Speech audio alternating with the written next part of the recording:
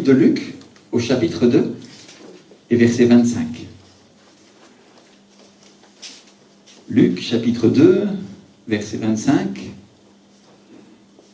Quand vous avez trouvé, dites-moi un bon Amen, Alléluia, que je ne crois pas que l'Église s'est endormie entre-temps. Amen. Alléluia, j'en ai entendu une, merci Seigneur, et les autres. Amen, gloire à Dieu. Alors si vous n'avez pas de Bible, approchez-vous de quelqu'un qui en a une. Luc chapitre 2, verset 25. La Bible nous dit, et voici, il y avait à Jérusalem un homme appelé Siméon. Dites avec moi Siméon. Cet homme était juste et pieux. Il attendait la consolation d'Israël et l'Esprit Saint était sur lui. Dites avec moi, le Saint-Esprit était sur lui. Amen. Est-ce que vous savez pourquoi il attendait la consolation? Quelqu'un a une idée de pourquoi cet homme, Siméon, attendait la consolation?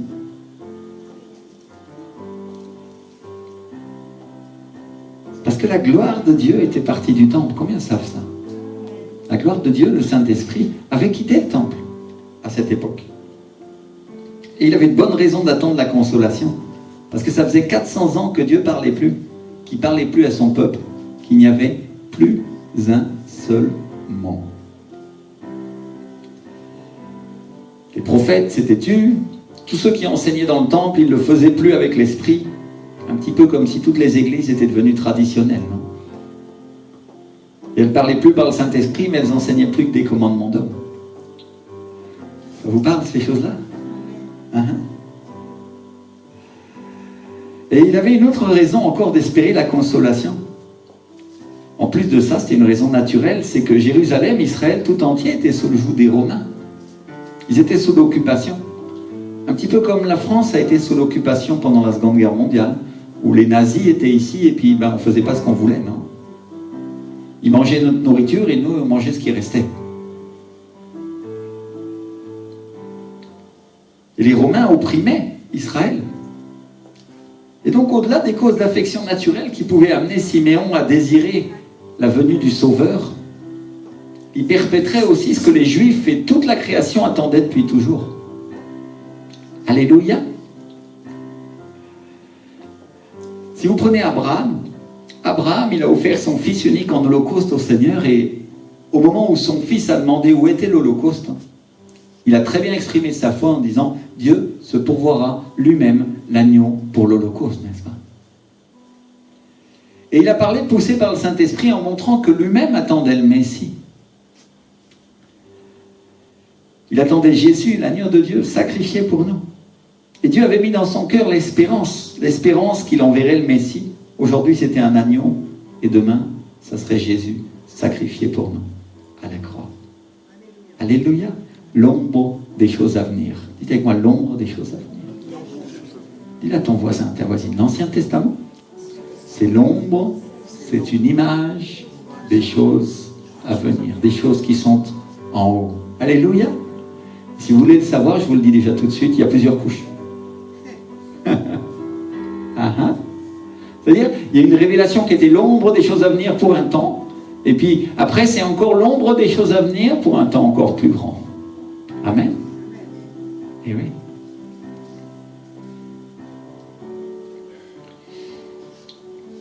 Et Jacob qui a dormi avec une pierre pour oreiller.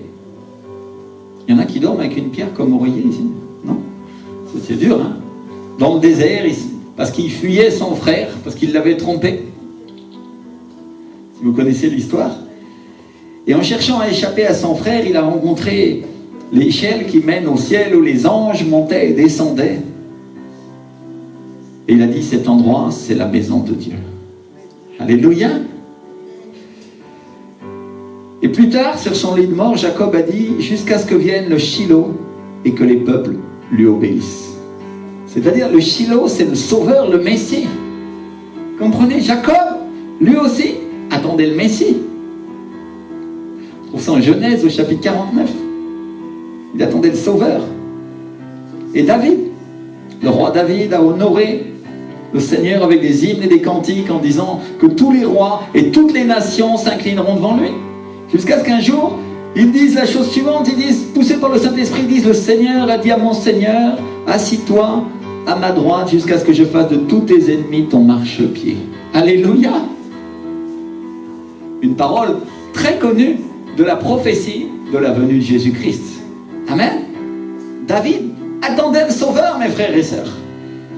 Et Moïse, il a dit à ses frères de la part de Dieu, l'Éternel, ton Dieu, te suscitera du milieu de toi, d'entre tes frères, un prophète comme toi, et vous l'écouterez.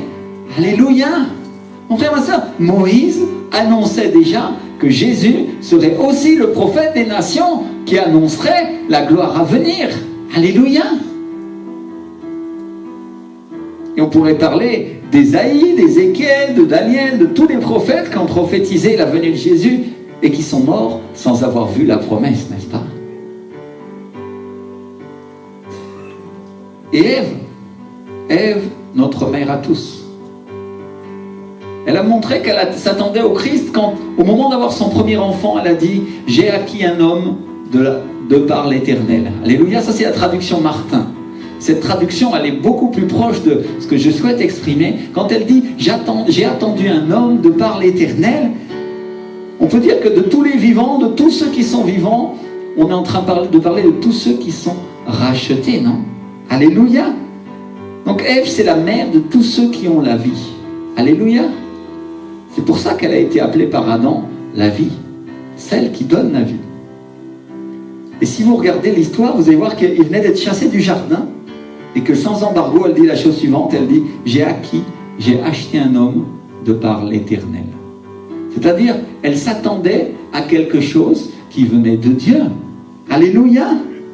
Elle s'attendait parce que dans son cœur, il y avait quelque chose qui disait « Dieu va envoyer une solution à cet échec dans lequel nous avons été envoyés en dehors du jardin d'Éden. Dieu va nous envoyer un sauveur. »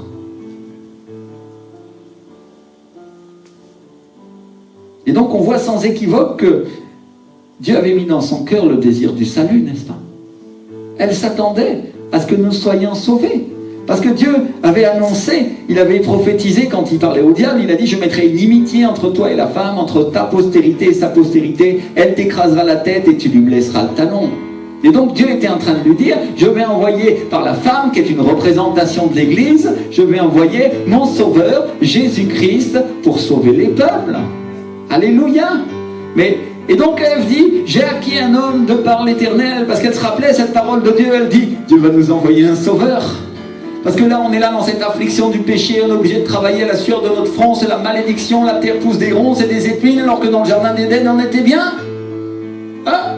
Et elle dit, j'ai acquis un homme de par l'Éternel, parce que par ma semence, par ce qui viendra de moi, ce qui vient de la femme, Dieu l'a dit, il viendra le Sauveur. Et en disant ça, mon frère, ma soeur, sans le savoir, elle a annoncé la venue de Jésus-Christ. Mais on peut dire aussi que dans le naturel, Ève s'est trompée, parce qu'elle a donné naissance à Caïn. Et pas à Jésus.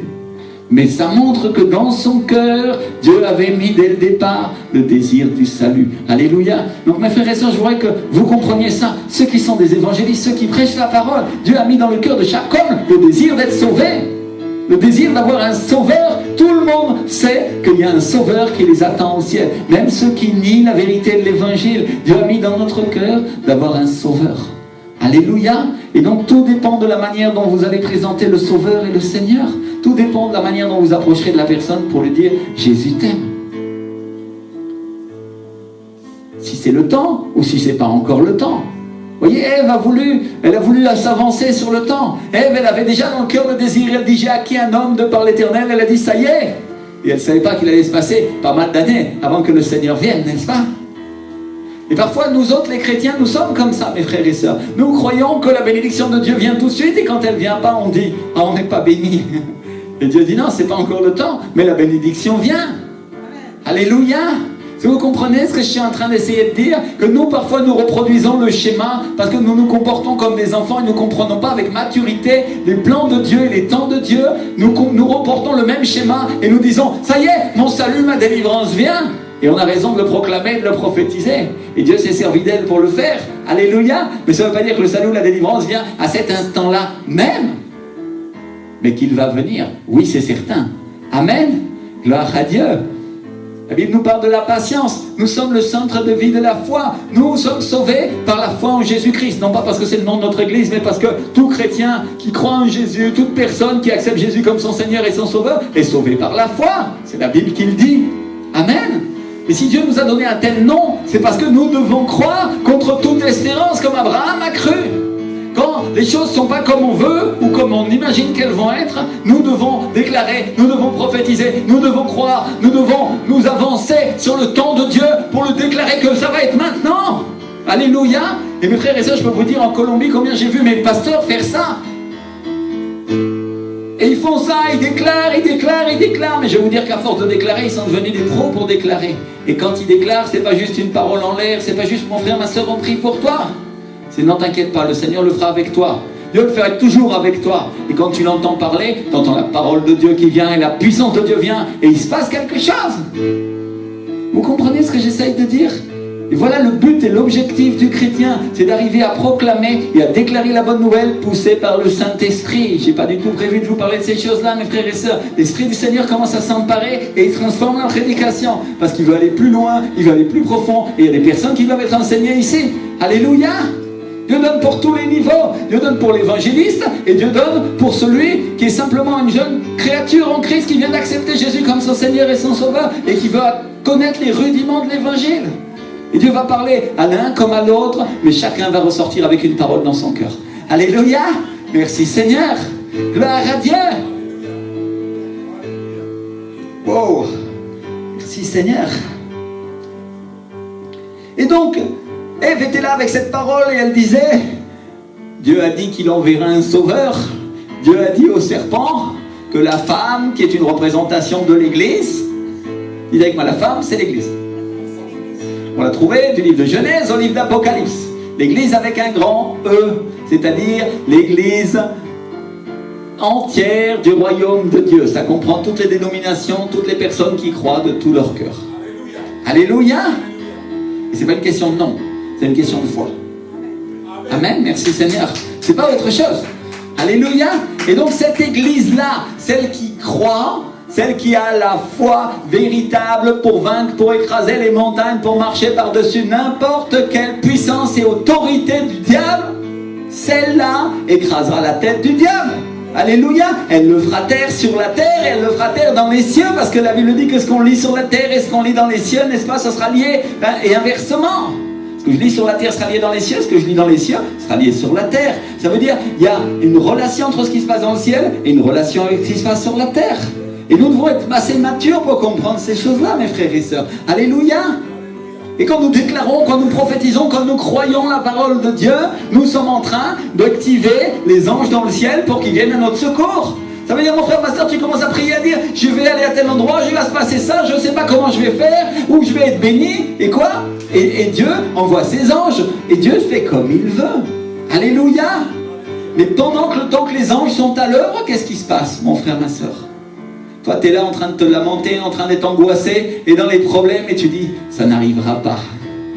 Et il y a un diable qui est là à ton oreille, il dit, souffle, souffle, et il te dit, ça n'arrivera jamais. Et la question, pendant que tu es dans cette bataille, c'est de dire, est-ce que tu crois ce que tu sens? Est-ce que tu crois ce que le diable te dit? Ou est-ce que tu crois ce que Dieu lui a dit? Alléluia. Amen. Mes frères et sœurs, on peut passer des afflictions sur cette terre. On peut passer des difficultés. On peut passer par des moments d'épreuve et ça arrive. Et c'est des choses normales de la vie chrétienne. Alléluia. Dieu n'a jamais dit que ça allait être rose, tout sera facile, vous n'aurez aucun problème, votre famille sera toujours bénie, vous serez toujours dans la richesse. Non, non, Dieu n'a jamais dit ça. Il a dit, je vous enrichirai, je vous prospérerai, je vous bénirai. Mais il y aura aussi des moments d'épreuve. Il y aura aussi des moments où vous boirez ma coupe. Qui c'est qui a envie de boire la coupe de Christ? Personne. Il y en a qui veulent boire. Oh, ma soeur, oh, attention. Parce que c'est une coupe amère.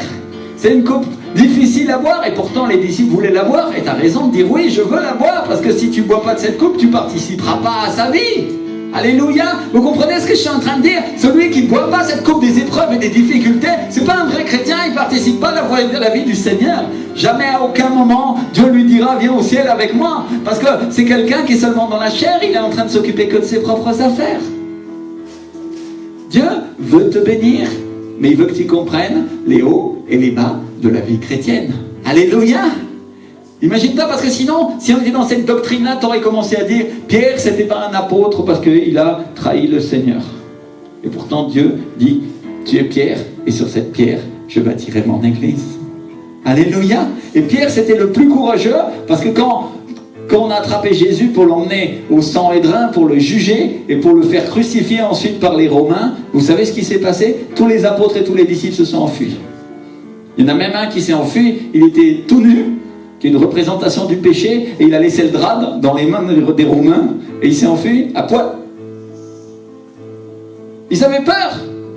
Quand vient la difficulté, quand vient la souffrance, il y a beaucoup de chrétiens qui commencent à prendre peur.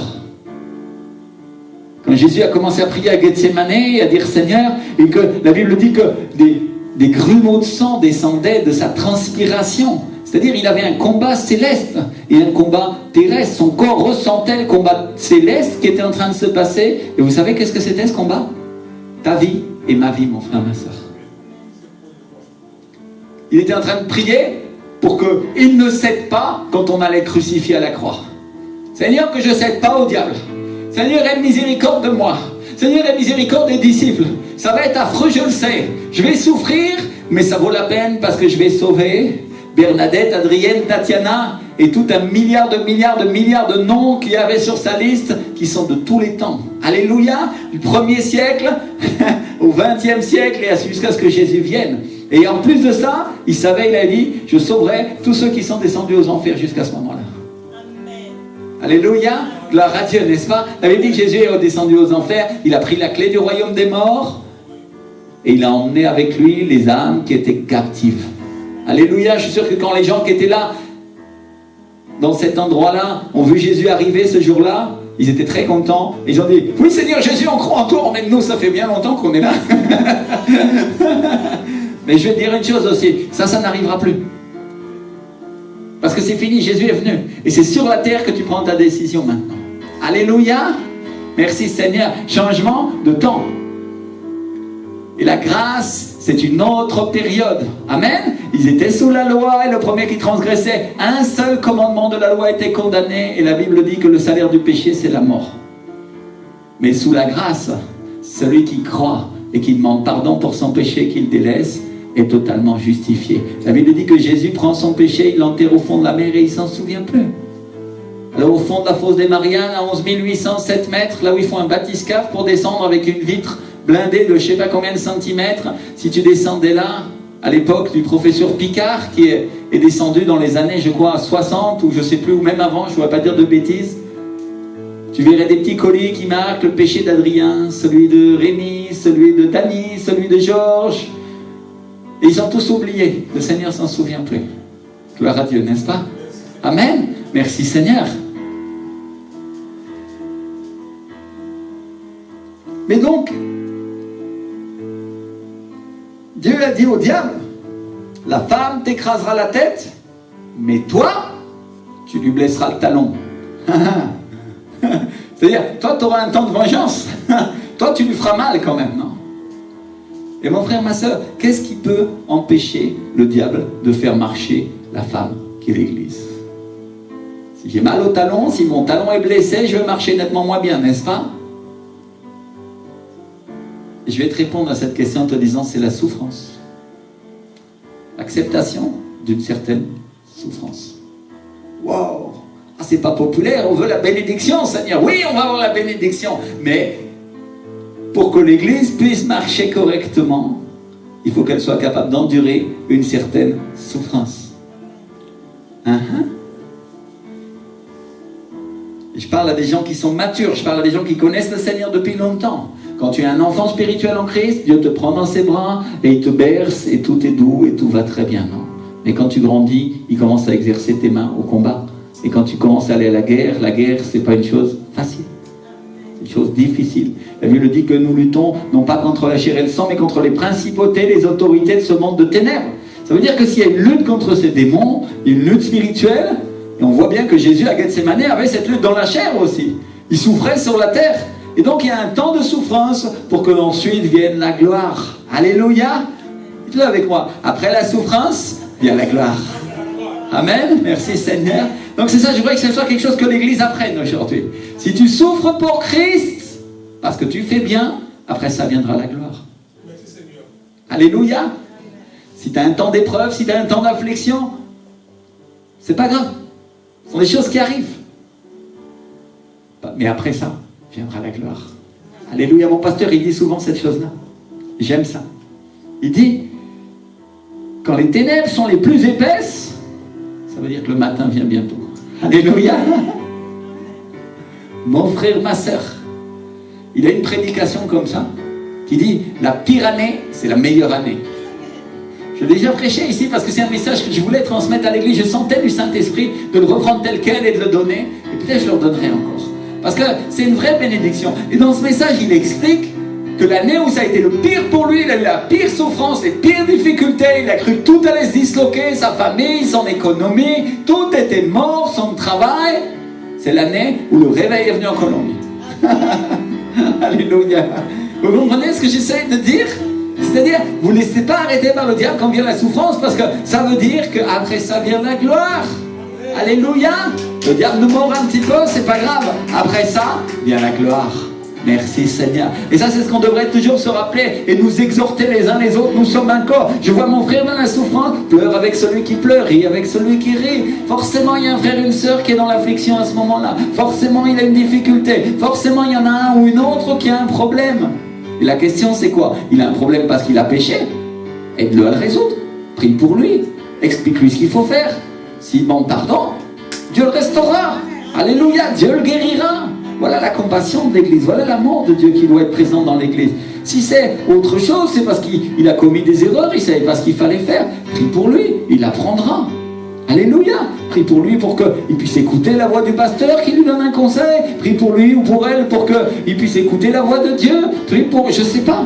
Il y a forcément une solution, n'est-ce pas? Alléluia. Mais si tu es un homme de Dieu ou tu es une femme de Dieu qui sert dans le ministère et tu es en train de faire bien, et je parle à ceux qui sont matures et à ceux qui entendront cette prédication et qui sont matures et qui servent le Seigneur. Alléluia. Et que tu fais bien. Après la difficulté, après les ténèbres, vient la gloire. Vient la lumière de Dieu. Vient la bénédiction. Viennent les miracles. Viennent les libérations. Viennent les choses que tu ne peux pas faire par toi-même. Gloire à Dieu, n'est-ce pas? Et vous comprenez pourquoi Dieu utilise cette affliction, mes frères et sœurs? Pour la rupture de notre chair. C'est-à-dire, Dieu utilise ça pour que tout ce qu'il y a de la chair en nous meure. La Bible dit que si cette semence ne meurt point, elle ne porte pas de fruits. Donc ma semence, ce qui est en moi, je porte la semence de Dieu, mais la coquille doit mourir. Le grain de blé, il est enveloppé par une coque épaisse, et quand cette coque épaisse pourrit dans la terre et qu'elle meurt, alors vous savez ce qui se passe? Le grain de blé qui est extrêmement dur libère la graine germe et elle fait pousser un grain de blé qui donne des épis à 30, à 60 et à 100 contre 1. Alléluia. C'est-à-dire, si la chair qui enveloppe ma vie meurt à travers la souffrance qui m'est parfois imposée, à travers ce que le diable peut faire et que Dieu permet, je porterai du fruit. Sinon, non. C'est ça la vie chrétienne. C'est affronter certains moments de souffrance pour pouvoir apporter la bénédiction à beaucoup d'autres. Alléluia. Non pas que nous gagnions ou nous ayons cette propre bénédiction par nos propres forces, parce que bien sûr que non, c'est une pure grâce qui vient de Dieu. Alléluia. Mais pour être des porteurs de la gloire de Dieu, Dieu nous demande que nous soyons obéissants et dans l'esprit et pas dans la chair. Amen. Tout le monde a compris ça? Waouh, Dieu est en train de donner un cours très clair aujourd'hui sur la vie chrétienne. La Bible, elle nous dit dans le livre de Jean, en Jean 16, verset 33, prenez-le ensemble. Jean 16, verset 33, elle nous dit que nous aurons des afflictions dans ce monde. Nous aurons des tribulations. Donc vous comprenez ce que le Seigneur est en train de dire avec ça? Ça ne sera pas toujours facile. Mais il nous dit aussi, prenez courage, j'ai vaincu le monde. Alléluia. Dis-le à ton frère, à ta soeur, prends courage. Parce que le Seigneur a vaincu le monde. Il a la victoire contre la mort. Alléluia. C'est pour ça que moi je rigole toujours quand on voit ces films-là américains où le pasteur, au moment d'enterrer, dit quand je traverse la vallée de l'ombre de la mort. C'est vrai. la personne est morte. Mais il ne comprend pas ce qu'il est en train de dire. Parce que la vallée de l'ombre de la mort, c'est quand la mort, c'est-à-dire le diable, frappe ta vie et que tu traverses cette vallée où il y a des larmes, il y a des difficultés, il y a des tribulations. Des fois, oui, ça peut être la mort d'un proche, oui, bien sûr, ça peut être. Il y a une douleur à l'intérieur de toi, mais ce n'est pas la seule application. Et qu'est-ce qu'il dit? Tu induis ma tête, et il parle de l'onction qu'il y a sur ta tête, qui représente l'autorité de ta vie. Et ma coupe déborde. Alléluia. Donc, il ne sait pas ce qu'il est en train de dire. Et les gens regardent ça et disent, oh, ça c'est super spirituel. Oui, c'est super spirituel, mais la réalité, c'est une réalité pratique de l'évangile. Quand tu es dans la mort, ou dans la souffrance, ou la difficulté, tu ne crains aucun mal, parce que ton berger, Jésus-Christ de Nazareth, est avec toi. Il induit ta tête, c'est-à-dire il te donne l'onction sur l'autorité que tu es, et ta coupe déborde. Alléluia. Comprenez ce que ça veut dire? L'onction qui est en vous va déborder sur les autres. Quand le grain de blé sera un peu mort, parce que l'huile va commencer à monter, à monter, à monter, à monter, et elle débordera sur les autres. Alléluia. Je peux vous dire une chose par expérience, c'est que chaque fois que j'ai eu le plus d'affliction, c'est après que j'ai eu le plus de bénédiction. Mais c'est aussi là où j'ai vu le plus de chrétiens renoncer. Parce que c'est dur, mes frères et sœurs, c'est dur. Et vous êtes là et dites, ah, non. Mais le Seigneur dit, si, si, tu vas mourir, ta chair mourra, mais ton esprit vivra. Alléluia. Parce que nous devons comprendre, ce n'est pas notre corps qui va aller au ciel. Oh oui, il sera emmené, il sera redimé. Mais en attendant, c'est notre esprit et notre âme. Amen. Et au dernier jour, alors oui, Dieu rachètera notre corps. Merci Seigneur. L'apôtre Pierre, dans la première lettre de Pierre, au chapitre 5, il dit la chose suivante. Au verset 8, il dit « Soyez sobres, veillez, votre adversaire le diable rôde comme un lion rugissant, cherchant qui il dévorera. Résistez-lui avec une foi, comment? Ferme. Une foi ferme. C'est quoi une foi ferme? Ça veut dire, peu importe ce qu'il fait, peu importe ce qu'il dit, peu importe ce que je sens, peu importe ce qu'on me fait sentir, je crois ce que Dieu m'a dit. C'est une foi ferme. Et je lui dis, toi diable, va-t'en de ma vie au nom de Jésus de Nazareth. Lâche-moi maintenant. Je crois plus ce que Dieu m'a dit que ce que tu me racontes. Sachant que les mêmes souffrances sont imposées à vos frères dans le monde. Les mêmes souffrances. Les mêmes difficultés. Les mêmes épreuves. Et il nous parle aux anciens, il parle aux pasteurs. Il leur dit que ceux qui souffrent selon la volonté de Dieu, on trouve ça en 1 Pierre 4, verset 19, ceux qui souffrent selon la volonté de Dieu remettent leurs âmes au fidèle Créateur. C'est quoi ton âme? C'est ta pensée, c'est ton raisonnement, c'est ta personnalité. C'est pas que David parlait à son âme, il disait « Mon âme loue l'Éternel », parce que David était abattu, David était persécuté par ses ennemis, David était affligé par toutes les situations qui venaient contre lui jour et nuit. Il n'avait jamais de repos, on ne le laissait jamais tranquille. Parce qu'il avait reçu l'onction, il était de la race de ceux qui allaient avoir la victoire. Il l'avait montré en écrasant Goliath. Et après, qu'est-ce qui s'est passé? Le roi a voulu le tuer, le roi Saoul, le roi qui a perdu l'onction. Et tout le monde le cherchait pour le harasser, pour le mettre à terre, pour le détruire. Parce que tout le monde savait que c'était lui, loin de l'Éternel, c'était la personne que Dieu allait relever. Alléluia. Allait élever au-dessus de ses frères. Mes frères et sœurs, quand nous sommes loin par Dieu, quand vient la difficulté, quand vient l'épreuve, il y a une raison. Première raison, c'est de nous faire mourir à nous-mêmes. Comme ça, on n'a pas d'orgueil en disant « Moi, je suis loin, Dieu m'utilise, il y a la puissance. » Non, tu es là tellement par terre comme une carpette, comme un paillasson que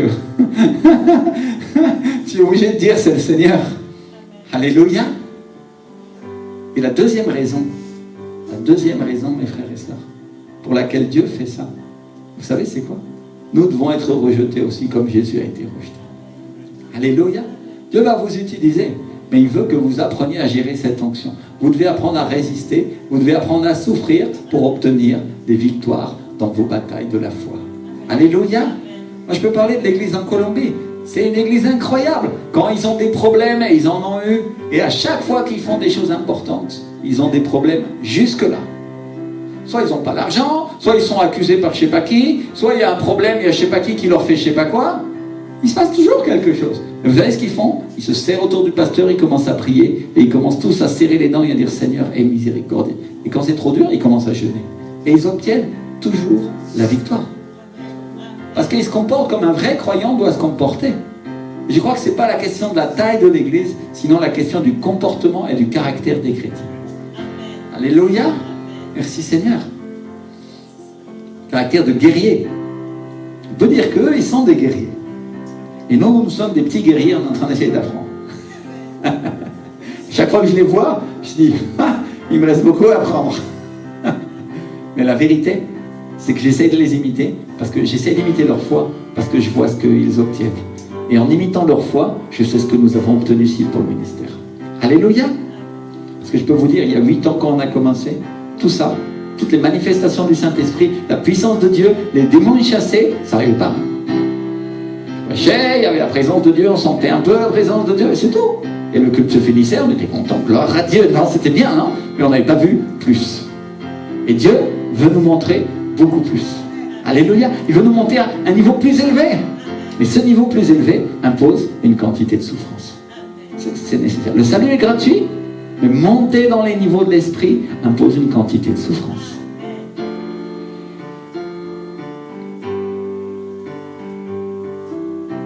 Et donc, Pierre parle aux anciens et il dit que ceux qui souffrent selon la volonté de Dieu remettent leur âme au fidèle Créateur en faisant ce qui est bien. Seigneur, aide-moi à penser bien dans ces moments difficiles. Parce que vous savez, quand on est affligé, on a tendance à faire des bêtises. N'est-ce pas? La Bible dit que l'oppression rend le sage fou. C'est-à-dire une personne qui est la plus sage du monde, quand elle est opprimée par le diable, quand elle est opprimée par des personnes, qu'est-ce qui se passe? Elle devient comme folle, elle a des mauvaises réactions et elle donne parfois un mauvais témoignage.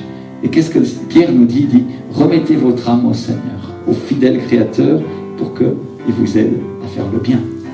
Amen.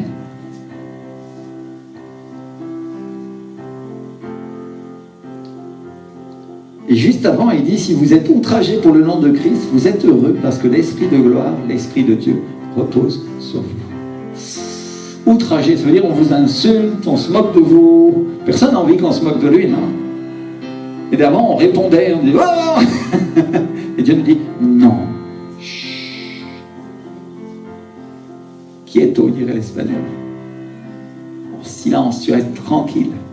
Parce que c'est Dieu qui te rendra justice. Et c'est la preuve que le Saint-Esprit repose sur nous. La Bible, elle nous parle de Job, comme certainement étant l'homme qui a subi le plus d'afflictions en étant sur cette terre.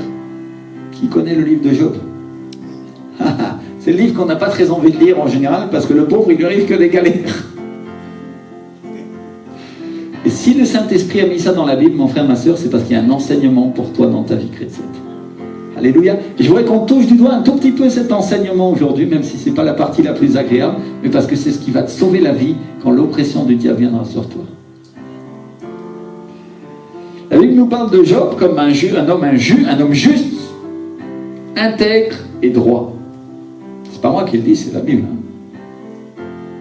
Un homme qui avait la crainte de Dieu, qui se détournait du mal, et sans embargo, un jour où Dieu est en train de discuter avec le diable, ou plutôt la Bible dit, un jour où les fils de Dieu se présentent devant Dieu, le diable apparaît, et, et Dieu lui dit, d'où viens-tu? Et le diable dit, je viens de me promener sur la terre. Où est-ce que le diable se promène? Sur la terre. Et il y a une conversation plutôt surprenante entre le Dieu et le diable. Et Dieu, il était où pendant ce temps-là? Au ciel.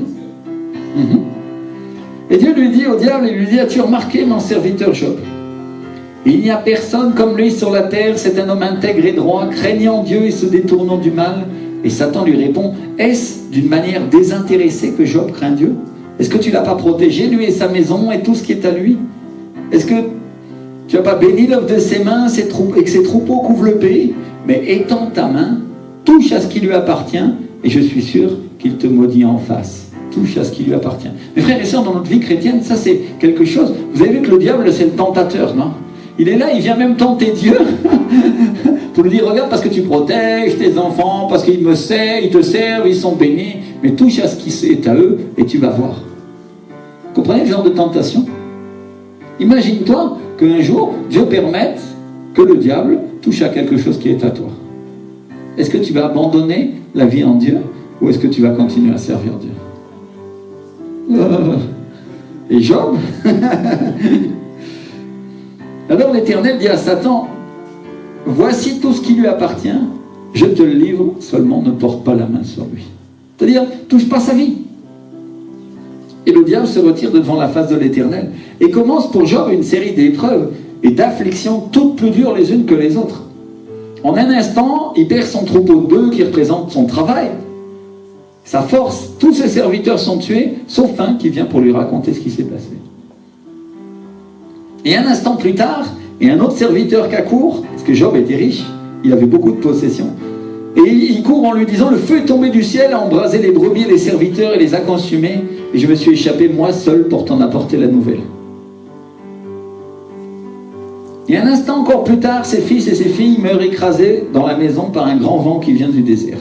Et là tu dis, il est maudit. Et des voleurs s'emparent de ses chameaux. Wow. Et comme ça ne suffit pas, et que Job renie pas Dieu, qui ne se repent pas de le servir, et la Bible dit qu'il demeure ferme dans son intégrité, le diable, il obtient l'autorisation de Dieu de frapper Job dans sa santé, et il le frappe avec un cancer de la peau, qu'on suppose que c'est un mélanome malin, non? Parce que la Bible dit qu'il se grattait la peau avec un tesson sur tout son corps. Imagine-toi. C'est une horreur. Seigneur. Et comme ça ne suffit pas, sa femme, sa propre femme, dit à Job, maudit Dieu et meurt. Sympa les conseils, hein?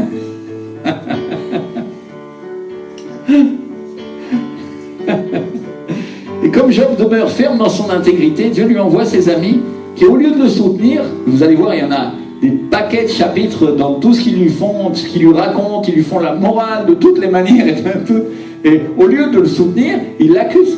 Il commence à l'accabler, il commence à l'accuser. Et ça vous est jamais arrivé, ça? Vous êtes en train d'obéir à Dieu? Vous faites ce que Dieu dit, vos amis, vos proches, vos conjoints, votre famille deviennent d'un seul coup vos ennemis, vous ne comprenez pas la raison. Et Job résiste, mais à un moment, en face des assauts répétés de ses adversaires, il commence à douter. Il commence à dire, peut-être que moi, c'est humain, hein? Et à un moment, il est tellement dégoûté, parce qu'il ne comprend pas la raison pour laquelle les difficultés peuvent venir comme ça d'un seul coup sur sa vie, puisqu'il était intègre. On est en train de parler là d'un chrétien ferme. On parle d'une personne qui obéit à la parole de Dieu, qui craint Dieu.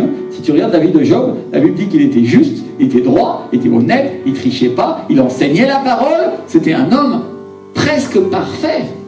Et Dieu était avec lui, la puissance de Dieu était avec lui, il consolait les gens, il avait un ministère, vous allez voir, c'était impressionnant. Hein? Ce que Dieu faisait avec Job, il était l'exemple de la communauté. Tout le monde le reconnaissait, et en plus de ça, c'était le plus riche. Dieu l'avait béni matériellement, c'était impressionnant.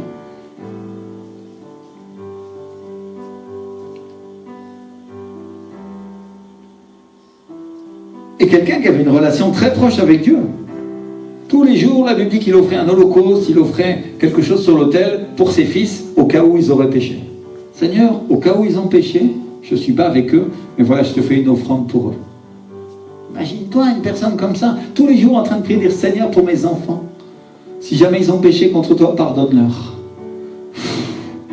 Tous les jours en train d'offrir quelque chose de matériel à Dieu pour que Dieu pardonne ces choses-là. Imagine-toi, Job c'était le chrétien parfait. Et à un moment, à cause des autres, il commence à douter, il commence à s'en prendre à Dieu. Et au chapitre 6, trouvez ça au verset 7, à un moment, il dit à Dieu, ce que je ne voudrais pas toucher, ce que je voudrais ne pas toucher, c'est là ma nourriture, si dégoûtante soit-elle. C'est-à-dire, ce que je ne voudrais pas qu'il m'arrive, voilà ce qui m'arrive et c'est affreux. Puisse mon vœu s'accomplir et Dieu veuille réaliser mon espérance, qu'il plaise à Dieu de m'écraser, qu'il étende sa main et qu'il m'achève, il me restera du moins une consolation, une joie dans les maux dont il m'accable. Jamais je n'ai transgressé des ordres du Saint. Pourquoi espérer quand j'ai plus de force? Pourquoi attendre quand ma fin est certaine? Ma force est-elle une force de pierre? Mon corps est-il d'airain, c'est-à-dire de bronze? Ne suis-je pas sans ressources? Et le salut n'est-il pas loin de moi? Celui qui souffre a droit à la compassion de son ami. On peut dire que Job, là, il avait passé... Il était descendu aux enfers, carrément. C'était un cauchemar d'un seul coup, sa vie. Un homme baigné, un homme rempli du Saint-Esprit, un homme qui parlait aux gens, et d'un seul coup, charme, aplati. Parce que Dieu permettait. Et quand j'ai lu ces versets, mes frères et sœurs, j'ai compris que Job parlait du Saint-Esprit. Quand j'ai eu une révélation, quand j'étais en train de lire ces versets, quand il dit « Celui qui souffre a droit à la compassion de son ami ». Parce qu'à un moment, il parle du temps où Dieu était avec lui. Si tu lis un petit peu le livre de Job, il parle du temps où il profitait de sa présence, il parle du temps où il était béni en enseignant les autres. Et là, c'est comme s'il était en train de lui dire « Et Seigneur, maintenant, où t'es quand j'ai besoin de toi ?» Et des fois, mes frères et sœurs, on se sent comme ça, on se sent comme Job.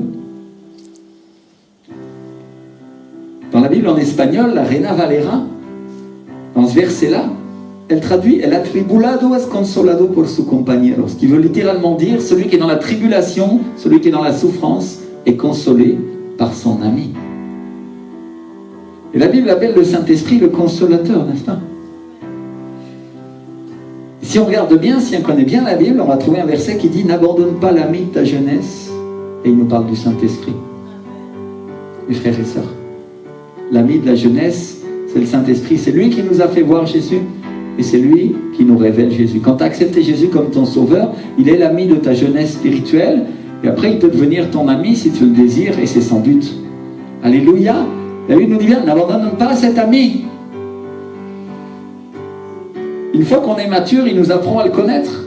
Et quand on le connaît lui, vous savez ce qu'il fait après? Il nous révèle plus de Jésus. Alléluia. Parce que la Bible dit qu'il est là pour parler de lui. Donc on doit comprendre ces choses-là. Le Saint-Esprit était là au moment où j'ai accepté Jésus comme mon Seigneur. C'est lui qui m'a révélé que Jésus était Dieu. Et j'ai commencé à écouter, j'ai commencé à entendre sa voix, j'ai commencé à apprendre, n'est-ce pas? Et plus tard, j'ai connu le Saint-Esprit comme une personne. J'ai eu la révélation de sa personne. Et en apprenant à lui parler, à avoir une relation avec lui, il s'est passé quoi? Il m'a révélé plus de Jésus. C'est ça l'ordre des choses. Il est notre ami. Et le mot utilisé pour souffrance, c'est le mot hébreu mak. Ça veut dire perdre courage, perdre ses forces, faiblir, perdre connaissance, perdre espoir, être désespéré, être affligé. Ça vous est arrivé?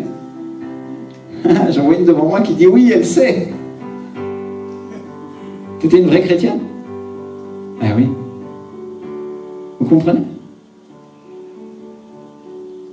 Et qu'est-ce que le Seigneur est en train de nous dire dans sa parole aujourd'hui? Celui qui souffre, celui qui est désespéré, celui qui est affligé, celui qui est sur le point de renoncer, sera consolé par son ami, le Saint-Esprit. Alléluia. Job, il était en train de clamer et de dire, si je souffre, au moins Saint-Esprit, j'ai le droit d'être consolé par toi. Pourtant, il n'était pas sous la grâce. Hein. Mais mon frère, ma soeur, dans son cœur, il y avait ce désir d'être consolé par Dieu. Oh, bien sûr, il pensait peut-être à ses amis aussi. Mais il y a une réalité, mes frères et sœurs. C'est quand il y a un degré de souffrance trop important, tu ne peux pas te tourner vers les hommes pour être consolé. Tu as absolument besoin du Saint-Esprit. Et la réalité, c'est que quand on va mal, quand on est affligé, on a naturellement tendance à se confier en l'homme. Et souvent, comme ça a été le cas pour Job, l'homme ne fait qu'ajouter à notre douleur. Ça vous parle, mes frères et sœurs? Tu as un problème, tu vas vers ton voisin, ta voisine, ton cousin, ta cousine, ta sœur. Et celui-là t'afflige encore plus. Tu dis, si au moins il pouvait me consoler. Mais non. Il t'en remet une tartine de plus, là, au cas où. C'est toi le coupable universel, t'es l'assassin ultime. Tu mériterais de passer à la chaise électrique. N'est-ce pas? Combien d'entre vous c'est arrivé ce genre de choses? Ah, il y a plein de mains qui se lèvent. Ah, ah. Est-ce que vous comprenez ça, ce que je suis en train de vous dire, ce que l'Esprit du Seigneur est en train d'enseigner à l'Église aujourd'hui? Que seulement lui est en mesure de vous consoler, mes frères et sœurs, dans certaines choses. Alléluia. Seulement lui, seulement le Saint-Esprit. C'est pour ça qu'il faut le connaître. C'est pour ça qu'il faut être avec lui. Quand vient l'affliction, quand vient la douleur, quand vient la difficulté, ne te tourne pas vers l'homme, te dit le Seigneur, tourne-toi vers moi. Alléluia. Je suis à le pouvoir de te consoler. Je suis, c'est-à-dire Dieu a le pouvoir de consoler ta vie. Amen. Peut-être tu es dans l'affliction, je ne connais pas ta vie, peut-être tu es dans l'épreuve, je connais la vie de certains de mes frères et sœurs, certains ont confié des problèmes, et il y en a d'autres qui ne sont pas dit, et ils ont des choses sur le cœur, ils ont des choses sur leur conscience, ils ne savent pas comment s'en sortir. Dieu, mon frère, ma sœur, a le pouvoir de consoler ta vie, même si tu ne l'as pas dit, dis-le lui à lui. Alléluia. Seigneur, voilà, je déteste cette personne parce qu'elle m'a fait ça. Oh, tu ne l'as pas dit à la personne que tu détestes, et tu as bien fait de le faire. Mais dis-le au Seigneur au moins. Seigneur, console ma vie, aide-moi à lui pardonner. J'ai besoin de toi, Saint-Esprit. C'est une personne que j'aime. Oh, c'est pire encore. Parce que j'attends plus d'elle ou de lui que de quelqu'un d'autre, n'est-ce pas? Et le Seigneur te dit, confie-toi en moi, je suis ton seul appui. Je vais sortir d'affaire. Tu peux être consolé par moi et je peux changer tes sentiments en sentiments bons pour cette personne, te dit le Seigneur. Alléluia. Appui du Saint-Esprit. Alléluia. On peut dire que Job, il aurait pu sortir de cette épreuve amer et fâché contre tous ses amis parce qu'ils l'ont tapé dessus pendant qu'il était dans la difficulté et la galère. Mais au lieu de tout ça, c'est des amis qui l'ont invité à manger à la fin, n'est-ce pas? Et il a une fin heureuse, Job. Alléluia. La Bible dit qu'à la fin de sa vie, Dieu lui donne le double de tout ce qu'il avait perdu. Alléluia. Et il voit ses enfants et ses petits-enfants jusqu'à la 4e génération. C'est-à-dire qu'en plus de ça, Dieu lui accorde une longue vie. Amen. Donc vous comprenez que ça, c'est un serviteur de Dieu qui est intègre, obéissant, qui fait ce qu'il a à faire. Des fois, nous, on est bien loin de ça. Hein. Mais Dieu permet qu'une épreuve, une affliction vienne sur sa vie et il est affligé, opprimé au-delà de ce que nous pouvons supporter humainement. Est-ce que tu penses que Jésus n'a pas été affligé à Gethsémane au-delà de ce qu'il pouvait supporter humainement? Lui qui portait le poids du péché du monde. Et donc, mes frères et sœurs, quand nous disons nous allons boire sa coupe, ça veut dire tu vas intercéder. Tu voulais boire la coupe? Elle commence à me regarder différemment maintenant. Hein? Tu vas vu? Tu vas boire la coupe. Mais tu vas commencer à intercéder pour des personnes en pleurant amèrement pour leur vie parfois. Certains t'opprimeront. Il y aura des oppressions. Mais ça sera pour le bien de la personne et le salut de beaucoup. Vous comprenez? Nous participons à ces souffrances. C'est ce que l'apôtre Paul dit, il l'a fait lui. À bien plus grande échelle que ce que nous allons faire. Et on ne va pas se comparer avec lui, mais simplement, nous sommes des petits Paul. Gloire à Dieu. Mais un petit Paul, il en prend plein les dents parfois, n'est-ce pas? C'est dur.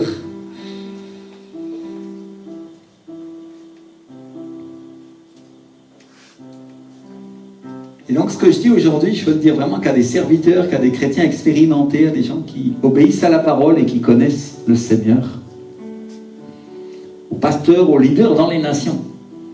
Si vous êtes persécutés, si le diable se lève contre vous, si vous commencez à avoir des problèmes, que vous faites la volonté du Seigneur, alors que vous faites la volonté de Dieu, ne vous tournez pas vers vos amis, ne vous tournez pas vers vos conjoints, ne vous tournez pas vers les personnes que vous connaissez, tournez-vous vers Dieu. Parce que mes frères et sœurs, quand on était petits, on se tournait vers les hommes pour être consolés. Quand on était petits, on était des enfants, on pleurait, notre papa, notre maman venaient nous prendre dans les bras. Et puis plus tard, nous sommes devenus des enfants spirituels, nous avons connu Jésus-Christ, n'est-ce pas? Alléluia! Et nous avons été consolés par les serviteurs et les servantes du Seigneur, dont c'est le travail. Alléluia! C'est pour ça que je dis, je parle à des pasteurs, je parle à des anciens, je parle à des leaders matures qui vont servir le Seigneur et qui vont souffrir pour la cause du Seigneur. C'est le travail des serviteurs de Dieu de consoler tous ceux qui sont encore enfants en Christ. Mais, comme nous sommes, pour certains d'entre nous, des adultes spirituels, et là je parle à des serviteurs matures, la personne vers laquelle nous devons nous tourner, c'est pas les hommes, c'est l'Esprit du Seigneur. Vous comprenez ce que je suis en train de dire? Nouveau niveau de maturité. Dieu supprime à ce moment-là l'intermédiaire quand nous sommes plus grands.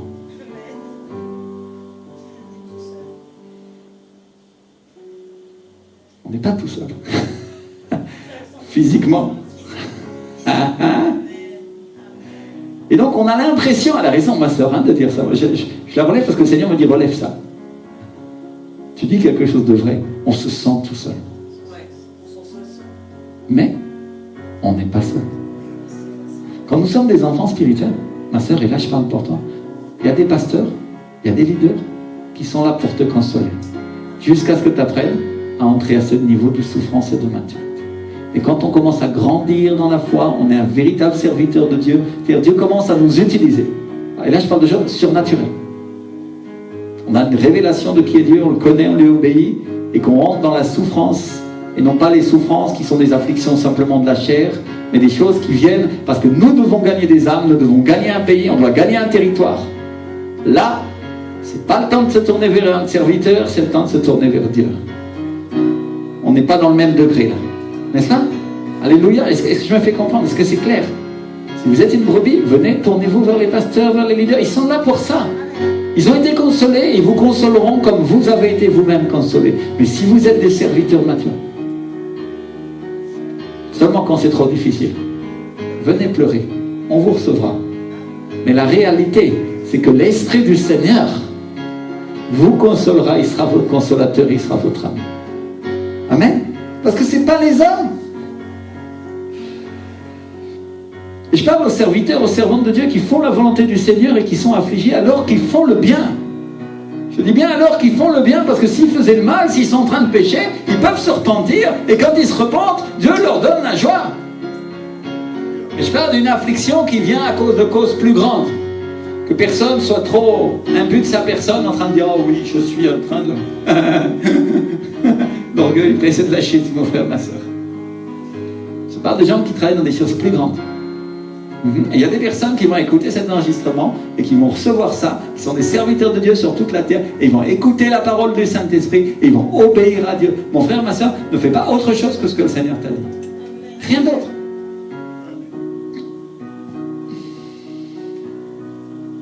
Et donc je parle de ceux qui servent dans le ministère et qui sont affligés sans raison par le diable. Enfin bon, le diable a une raison, mais pour eux, ça leur apparaît être sans raison. Job était là, j'ai rien fait moi. Qu'est-ce qui se passe? Dieu ne permet pas ça à une personne qui grandit. Non, non. Ça n'arrive qu'à une personne qui est en train de servir depuis longtemps et qui avance dans le ministère. Alléluia.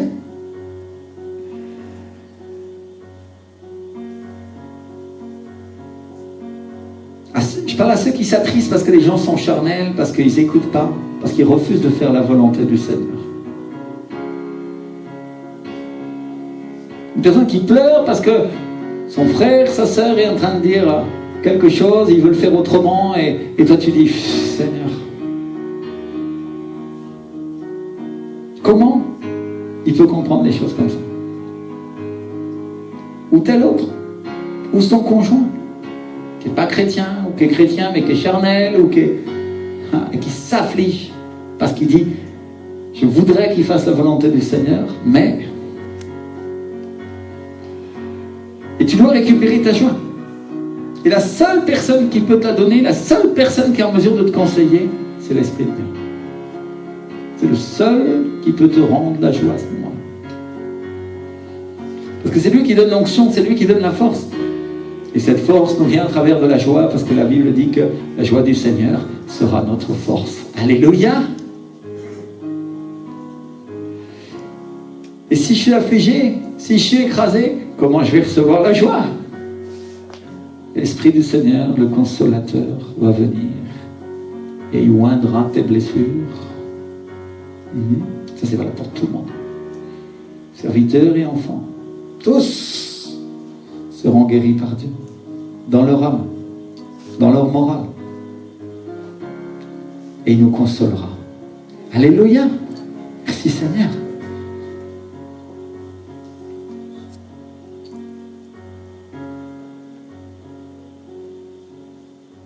Paul, c'était un grand serviteur. Il avait dit qu'il était affligé quand il est arrivé en Macédoine, dans le livre de Corinthiens. Il dit, je suis rempli de consolation. Il est rempli de quoi? Consolation. Je suis comblé de joie au milieu de toute notre tribulation. Pourtant, il en a passé des galères, lui. Si vous connaissez la vie de Paul, pouf, Seigneur. Et là, on se dit, tiens, il n'y a pas que les gens qui font mal qui ont des problèmes, alors. Et là, Dieu est en train de casser notre théologie complètement. Parce que, oui, quand on fait mal, on a des problèmes, c'est biblique, n'est-ce pas? Mais il n'y a pas que les gens qui font mal qui ont des afflictions, mes frères et sœurs. Et là, on apprend. Et on dit, oh, les serviteurs de Dieu aussi. Et Paul dit, car depuis notre arrivée en Macédoine, notre chair n'eut aucun repos, nous étions affligés de toute manière, lutte au dehors et crainte au dedans. C'est-à-dire, lutte au dehors, il y a des gens qui en voulaient à leur vie, qui se battaient contre eux, qui leur occasionnaient des disputes, des problèmes, et crainte au dedans, ils craignaient de ce qu'allait leur arriver, ils craignaient même pour leur vie. Ils avaient peur d'être tués. Et donc, quand il est arrivé en Macédoine, il n'a eu aucun repos, le diable l'a attaqué de toutes parts. Il y avait des problèmes dans la chair, il y avait des difficultés, il y avait des difficultés dans l'église, il recevait des nouvelles de l'église de, je crois, de Corinthe, qui disait que il se passait plein de choses, non? Il y avait des disputes, il y avait des... Et c'est là qu'il a commencé à écrire la lettre aux Corinthiens, qui est une bénédiction pour nous, non? Et il est allé en Macédoine parce qu'il avait reçu une vision de l'esprit où il voyait un homme qui lui disait « Sauve-moi, viens en Macédoine ». Et là, le diable a commencé à les attaquer. Il a commencé à les attaquer avec les œuvres de la chair dans l'église de laquelle il venait de partir auparavant. Dire, non mais l'église, c'est le royaume de Dieu, tout le monde doit aller bien. Ah ben oui, mais là, ça allait pas bien. Ça allait même pas bien du tout. Ils avaient des problèmes. Et c'est arrivé au point qu'il a commencé à écrire à l'église de Corinthe. Il leur a dit, nous n'avons fait tort à personne, nous n'avons ruiné personne, nous n'avons tiré profit de personne. Certainement parce qu'il y avait des gens qui les accusaient même. Imaginez-vous. Le type, il vient, il fait des miracles de la part de Dieu, les gens sont bénis, ils montent une église où il n'y en avait pas, et après ils s'en vont un instant pour aller sauver d'autres personnes, et là le diable utilise les gens pas fermes, et il commence à mettre un bazar pas possible. C'est arrivé à Paul. Et est-ce que Paul était en train de faire le mal à ce moment-là? Oh non, il était en train de faire le bien. Et au chapitre d'avant, il est même en train de dire à l'église de Corinthe, ne vous mettez pas avec les infidèles sous un joug étranger, ne vous mariez pas avec des non-chrétiens. C'est-à-dire, sûrement il était affligé parce qu'en plus de ça, les gens qui étaient là, ils se mariaient avec des non-convertis. Imaginez, Paul, il devait pleurer. Dire, Seigneur, je leur ai enseigné toute la vérité, ils connaissent ton esprit, ils connaissent le Seigneur, et maintenant, quoi? Combien savent ici que les serviteurs de Dieu, les servantes de Dieu qui sont spirituels, s'affligent quand les gens qui prêchent décident de faire le mal ou de prendre des décisions par la chair? Ça les afflige.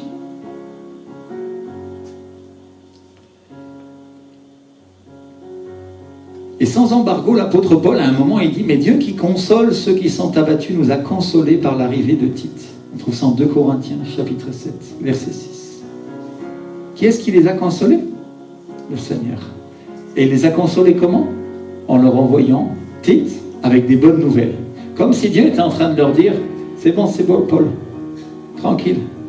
Tous ceux qui mettaient le bazar à l'église, ça va aller. Ils ont écouté l'avertissement que tu leur as donné. Je vais m'en occuper. Gloire à Dieu, non? Merci Seigneur. Sûrement Paul, il a dû sauter de joie. Alléluia. Et une cathédrale de poids a dû tomber de ses épaules. Et il a dû dire, Seigneur, merci, n'est-ce pas?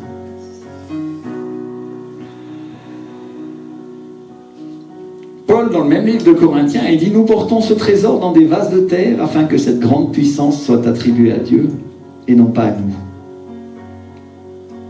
C'est-à-dire, on est imparfait, on n'a pas de force en nous-mêmes. Pour que la puissance qui sort de nous, les gens puissent savoir qu'elle ne vient pas de nous, mais elle vient du Seigneur.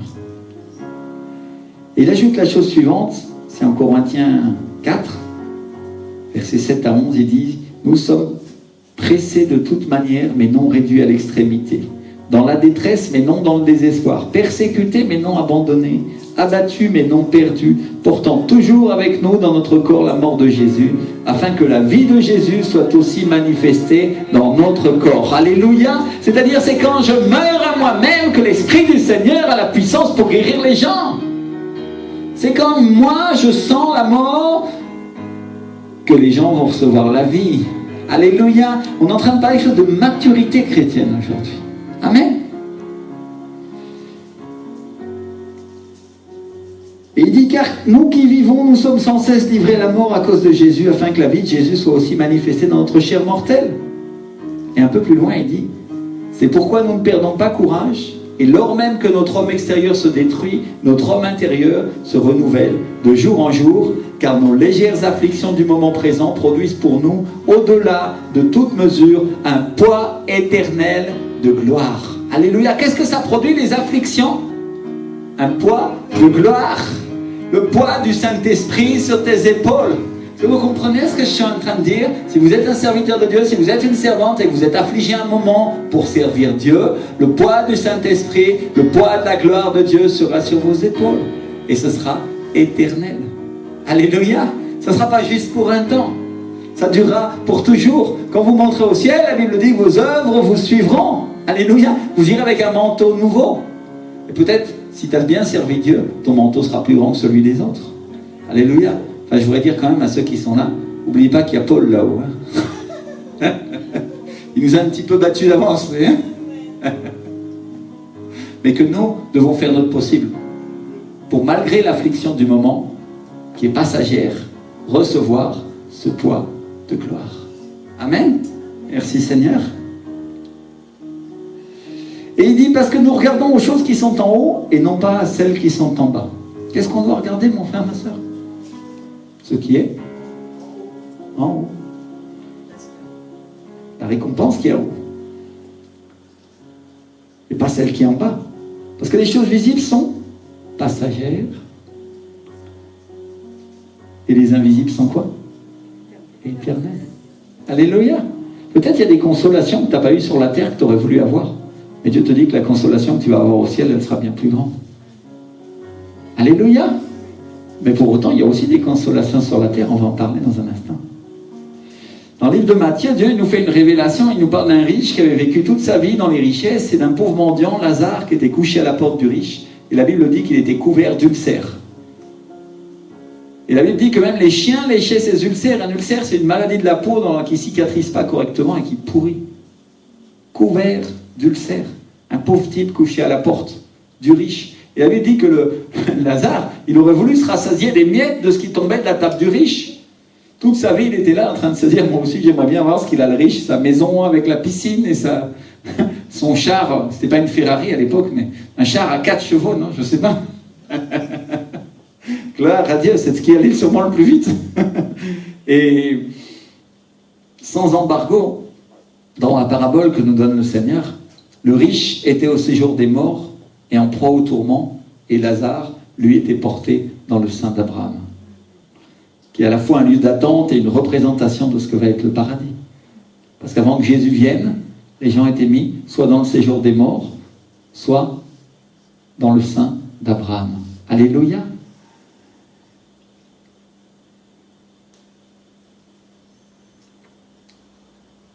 Et donc, dans la parabole donnée par le Seigneur, le riche souffre cruellement dans cette flamme, et ça, c'est ses propres paroles. Et le riche supplie Abraham d'envoyer Lazare tremper le bout de son doigt dans l'eau parce qu'il souffrait dans ses tourments. Et Abraham lui répond une chose qui est curieuse. Il lui dit, on trouve ça en Luc, chapitre 16, verset 25, il lui dit, « Mon enfant, souviens-toi que tu as reçu tes biens pendant ta vie et que Lazare a eu les maux pendant la sienne. Maintenant, il est ici consolé et toi, tu souffres. » Comprenez ce que j'essaye de dire? Il y a des consolations qui auront lieu au ciel. Alléluia! Et la Bible dit que Dieu va essuyer toute larme de nos yeux, qu'il n'y aura plus de cris, il n'y aura plus de deuil, il n'y aura plus de douleur, parce que la mort ne sera plus. Et nous serons quoi? Nous serons consolés de toutes nos afflictions. Alléluia! Merci Seigneur. Et si on veut des exemples de consolation qui ont lieu sur la terre, on n'a qu'à ouvrir la Bible est pleine de ces exemples-là. Il faut prendre Isaac. Isaac, la Bible dit qu'il a été consolé de la mort de sa mère. Dieu lui a donné une femme qui s'appelait Rebecca. On trouve ça en Genèse, chapitre 24, verset 67. La Bible dit qu'Isaac conduisit Rebecca dans la tente de Sarah, sa mère. Il prit Rebecca, qui devint sa femme, et il l'aima. Ainsi fut consolé Isaac après avoir perdu sa mère. Donc comprenez ce que j'essaye de dire, c'est que Dieu veille à ce qu'il y ait des consolations célestes et des consolations terrestres. Alléluia. On peut prendre Jacob. Jacob, la Bible dit qu'il a retrouvé son fils il pensait perdu depuis des années, c'est Joseph. Il l'a retrouvé à la fin de sa vie et ça a été une grande consolation. Son fils Joseph était devenu riche, il était devenu important, c'était le deuxième de toute l'Égypte. Il était respecté, fertile, prospère, influent. Et la question c'est, est-ce que Jacob il était conscient que Dieu avait utilisé Joseph pour être une image de Jésus? Parce que s'il le savait, il s'est réjoui, non? Alléluia. Sûrement il a dû être bien consolé en l'apprenant. S'il ne l'a pas su sur terre, il l'a su au ciel. Et Joseph aussi a été consolé de toutes les afflictions qu'il avait eues en Égypte, qu'il avait eues avec ses frères, Dieu lui donnant 2 enfants. La Bible dit que Joseph, il a donné au premier-né le nom de Manassé, car dit-il, Dieu m'a fait oublier toutes mes peines et la maison de mon père. N'oubliez pas que Joseph, il avait été vendu par ses propres frères, comme esclave aux Madianites. Et ensuite, il avait été esclave dans la maison de Potiphar, et ensuite dans la prison de Pharaon, jusqu'à ce que Pharaon le relève. Et Joseph, c'est celui qui avait la tunique de couleur, celui qui était aimé plus que ses frères, celui qui était une représentation du Seigneur. Alléluia. Qu'est-ce qui se passe avec quelqu'un qui sert Dieu de tout son cœur? Mes frères et sœurs, ses frères le détestent. Ils sont jaloux. Et ça doit arriver. Et donc, Joseph reçoit un enfant qu'il appelle Manassé, car, dit-il, Dieu m'a fait oublier toutes mes peines et toute la maison de mon père. Et la Bible dit qu'il a donné au deuxième le nom d'Éphraïm, car, dit-il, Dieu m'a rendu fécond dans le pays de mon affliction. Alléluia. C'est-à-dire, à l'endroit même où il a été affligé, à l'endroit même où il a eu le problème et la difficulté, Dieu lui a béni. Dieu l'a béni. Peut-être tu n'avais pas d'enfant, tu n'arrives pas à en avoir, et Dieu, à l'endroit même où tu as été affligé, te donnera beaucoup d'enfants. Alléluia. Peut-être il y a des choses que tu n'avais pas réussi à obtenir dans ta vie. Et un de ces jours, tu vas dire, Dieu m'a donné un Éphraïm. Alléluia. Dieu m'a donné un Manassé. C'est-à-dire, je vais être béni dans le pays de mon affliction. Je serai fertile, je serai prospère, là même où j'ai été écrasé. Là même où j'ai eu de la douleur, là où même j'ai eu de la tristesse.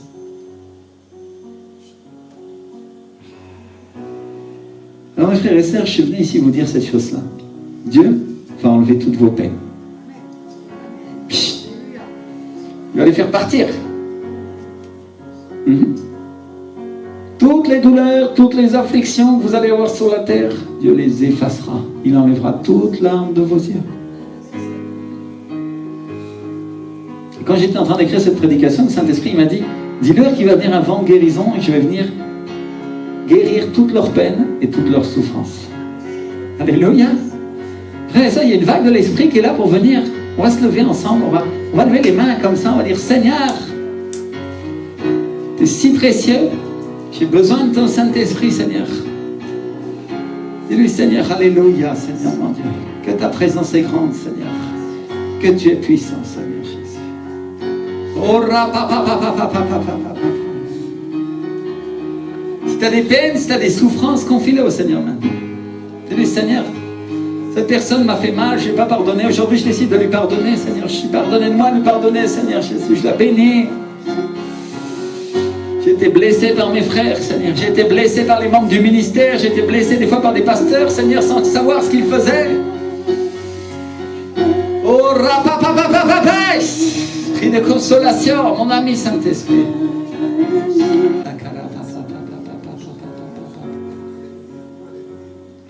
Et vrai, ça, je vais vous partager cette chose-là, que quand j'étais en train de lire ces versets, le Seigneur m'a dit, toi aussi tu vas être consolé. Alléluia. Et je vais vous dire cette chose-là, que quand Dieu nous parle de consolation, il nous parle de la venue de Jésus. Alléluia.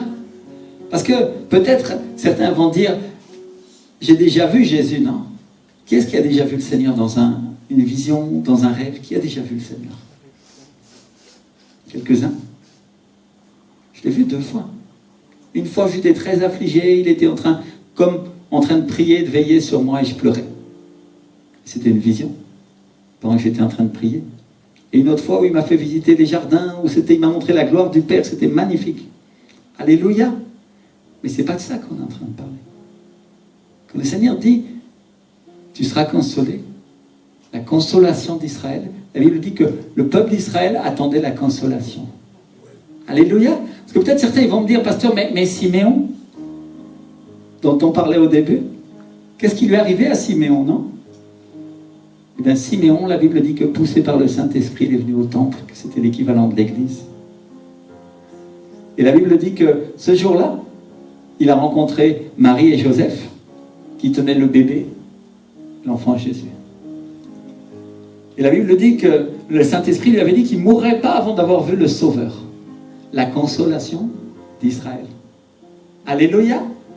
Et donc c'est pour ça que je vous dis ça, quand le Saint-Esprit me dit, tu vas être consolé, et c'est ce qu'il vous dit aussi, vous allez recevoir la consolation, parce qu'il vient avant de consolation. Alléluia. Ça veut dire, vous allez voir Jésus. Alléluia. Vous allez être physiquement avec lui, vous allez recevoir de lui. Bon, bien sûr, il y en a qui vont dire, le Seigneur vient, oui, on va le voir, n'est-ce pas? Alléluia. Et quand le Seigneur dit, tu vas le voir, je serai avec toi, tu marcheras avec moi, je marcherai avec toi. C'est ça la consolation. Mais il y aura une consolation dans toute épreuve, dans toute affliction que tu vis, où tu sentiras et tu verras Jésus qui sera à tes côtés. Alléluia. Ça veut dire que ton cœur ne se préoccupe pas des difficultés qui peuvent venir. Le Seigneur dit qu'il va marcher avec toi et ça va être une réalité que tu vas pouvoir vivre. Alléluia. On va prier encore pour finir. Seigneur, nous t'exaltons, nous glorifions ton Saint-Nom. On voit ton esprit de consolation, Seigneur. Cher Saint-Esprit. On s'est prié pour ton frère, pour ta soeur, Seigneur, dis-lui, envoie-le, envoie-le, envoie-le. Envoie-le, Seigneur. Sur mon frère, sur ma soeur, Seigneur, que lui aussi reçoive cette consolation ce matin. Si Ève a voulu voir Jésus, Seigneur, et elle a reçu qu'un. Si Joseph, Seigneur, a reçu Manassé et Ephraïm, Seigneur, nous aussi savons que nous allons pouvoir recevoir des consolations sur cette terre, Seigneur. Alors je te prie d'envoyer la consolation pour chacun de mes frères et sœurs. Celui qui a été affligé dans les problèmes d'argent, Seigneur, soit consolé amplement avec beaucoup d'argent, Seigneur. Seigneur, celui qui a été affligé dans des problèmes familiaux, des problèmes émotionnels, Seigneur, soit consolé amplement avec la bénédiction que tu voudras lui accorder, Seigneur. Celui qui a été affligé parce qu'il a perdu sa femme, il a perdu ses enfants, Seigneur, sois consolé amplement, Seigneur, sur cette terre. Si c'est à cause de toi qu'il a perdu, la Bible dit qu'il recevra 100 fois, non pas au ciel, mais sur cette terre, Seigneur, ce qu'il a perdu pour toi, Seigneur. Ainsi que, Seigneur, je veux te remettre ce que chacun d'entre nous avons perdu à cause de l'évangile, Seigneur. Nous avons perdu des amis, nous avons perdu parfois des frères qui sont partis rebelles, qui ont eu des difficultés avec toi, Seigneur. Et nous avons perdu ces gens parfois à cause de toi, Seigneur. Parce que nous avons voulu obéir à toi, à ton esprit. Et Seigneur, voilà ce que je viens de demander, Seigneur. Je suis ton serviteur. Et au milieu de tes serviteurs et tes servantes ici dans cette église, Seigneur, je te demande que tu redimes, Seigneur, que tu bénisses chacun des membres de l'église Centre de Vie de la Foi, Seigneur. Donne-leur 100 fois ce qu'ils ont perdu sur cette terre, Seigneur, et que la consolation qu'ils ont au ciel, Seigneur, je sais que tu l'as déjà préparée, soit encore bien majeure, Seigneur, que celle que tu avais prévue pour eux, Seigneur. Permets-leur de porter du fruit pour pouvoir l'obtenir. Au nom de Jésus de Nazareth. Amen. Et le peuple de Dieu dit Amen, alléluia, on applaudit le Seigneur ensemble. Seigneur, nous t'exaltons, nous glorifions ton Saint-Nom. Parce que chaque jour, tu fais des choses nouvelles, Seigneur. Et aujourd'hui, tu es venu avec douceur, avec amour et avec tendresse pour nous. Et nous voulons dire de notre cœur que nous t'aimons aussi, Seigneur Jésus. Alléluia, dis-lui au Seigneur, je t'aime, Seigneur Jésus. Je t'aime, cher Saint-Esprit. Et Seigneur, que ta paix, Seigneur, qui surpasse toute intelligence, Seigneur, reparte sur chacun d'entre nous, Seigneur, que toute blessure soit guérie aujourd'hui, que toute affliction soit détruite, Au nom de Jésus-Christ de Nazareth. Amen. Et Amen, Seigneur. Alléluia. Passez un bon dimanche.